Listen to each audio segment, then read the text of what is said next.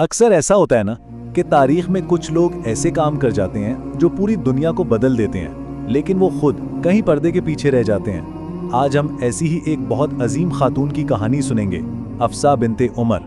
ان کا ایک فیصلہ، اس نے تاریخ پر ایسے نقش چھوڑے جو آج بھی ہمیں نظر آتے ہیں۔ تو پھر سوال یہ اٹھتا ہے کہ دنیا کی سب سے اہم، سب سے انفلوئنشل کتابوں میں سے ایک وقت کے ساتھ گم ہونے سے کیسے بچ گئی؟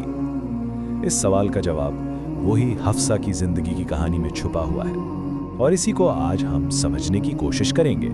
تو ان کے زبردست کردار کو سمجھنے کے لیے چلیں بالکل شروع سے شروع کرتے ہیں، ان کی ابتدائی زندگی سے جہاں ان کی شخصیت بنی۔ سب سے پہلے تو اس دور کے حالات کو سمجھنا بہت ضروری ہے۔ دیکھیں، جاہلیت کے زمانے میں خواتین کا معاشرے میں مقام بہت محدود تھا، اور پڑھنا لکھنا وہ تو بہت ہی کم لوگوں کو نصیب ہوتا تھا۔ لیکن حفصہ کی پرورش بالکل الگ ماحول میں ہوئی۔ وہ ایک بہت بڑے لیڈر کی بیٹی تھی، تو انہیں پڑھنا لکھنا سکھایا گیا، اور ان کی شخصیت بہت مضبوط تھی، اس وجہ سے وہ جانی جاتی تھی۔ یہ سب چیزیں اس زمانے کی کسی بھی خاتون کے لیے سمجھ لیں ایک ایکسٹرا آرڈنری بات۔ ان کی شروعاتی زندگی آزمائشوں سے بھری ہوئی تھی۔ سوچیں، 605 عیسوی میں مکہ کے ایک اعلیٰ خاندان میں پیدا ہوئیں، پھر ظلم سے بچنے کے لیے حبشہ ہجرت کرنی پڑی۔ اس کے بعد بہت کم عمری میں ان کے شوہر شہید ہو گئے، لیکن یہی وہ مشکلات تھیں جنہوں نے ان کے ایمان کو اور بھی پکا کر دیا اور ان کے اندر غیر معمولی صبر پیدا کیا۔ اس کے بعد ان کی زندگی کا اگلا چیپٹر شروع ہوا، اور وہ تاریخ کے سب سے اہم گھرانے کا حصہ بن گئی۔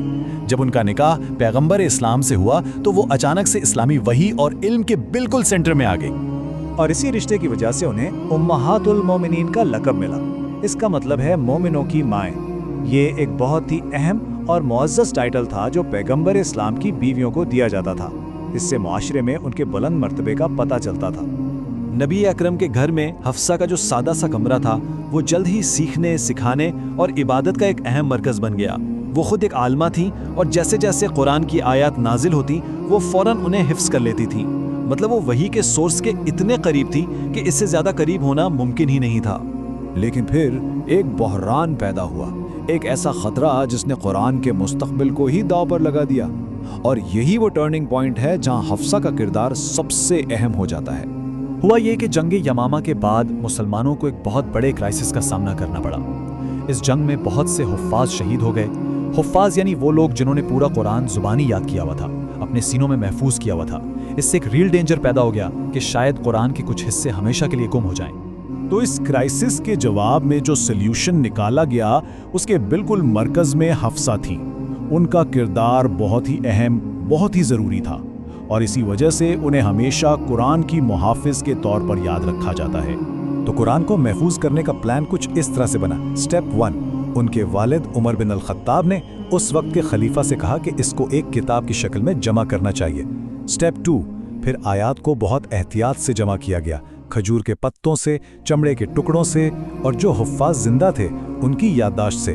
سٹیپ 3، جب یہ پہلا کمپلیٹ نسخہ تیار ہو گیا تو سب سے بڑا سوال یہ تھا، اس امانت کو کس کے حوالے کیا جائے، اور اس ذمہ داری کے لیے حفصہ کو چنا گیا۔ کیوں؟ کیونکہ وہ پڑھی لکھی تھیں، دیانتدار تھیں، اور ان کا علم انہیں سب سے قابل اعتماد بناتا تھا۔ اور آخری بات، یہی وہ اوریجنل کاپی تھی جس کو بیس بنا کر سالوں بعد پوری دنیا کے لیے قرآن کے فائنل ورژنز تیار کیے گئے۔ سوچیں، ان کی حفاظت کے اس ایک کام نے 1400 سال سے بھی زیادہ عرصے تک اربوں لوگوں کے لیے قرآن کی اصل شکل کو محفوظ رکھا۔ یہ کوئی معمولی ذمہ داری نہیں تھی، اس کے اثرات تو رہتی دنیا تک قائم رہنے والے تھے۔ لیکن ان کی لیگیسی صرف قرآن کی حفاظت تک ہی نہیں ہے، ان کی زندگی کے اور بھی پہلو ہیں جنہوں نے اسلامی تاریخ پر بہت گہرے اثر ڈالے۔ دیکھیں، وہ صرف پہلے مکمل مصحف کے محافظ ہی نہیں تھی، بلکہ وہ پیغمبر اسلام کے اقوال و افعال کی ایک بہت اہم نیریٹر بھی تھی۔ اس کے علاوہ وہ اپنے معاشرے کی خواتین کے لیے ایک عالمہ اور استاد کا درجہ رکھتی تھی۔ سچ پوچھیں تو وہ تقویٰ، صبر اور علمی مضبوطی کا ایک بہترین ماڈل تھی۔ ان کے علمی اثر کا اندازہ اس بات سے لگائیں کہ ان سے تقریباً 60 احادیث ملتی ہیں۔ یہ وہ روایات ہیں جو نماز، نکاح اور روزمرہ کی زندگی جیسے امپورٹنٹ ٹاپکس پر روشنی ڈالتی ہیں۔ حفصہ بنت عمر کا انتقال 665 عیسوی میں تقریباً 60 سال کی عمر میں ہوا، اور انہیں مدینے کے مبارک قبرستان جنت البقیع میں دفنایا گیا۔ ان کی زندگی کی کہانی تو یہاں ختم ہو جاتی ہے، لیکن ان کی لیگیسی وہ آج بھی زندہ ہے۔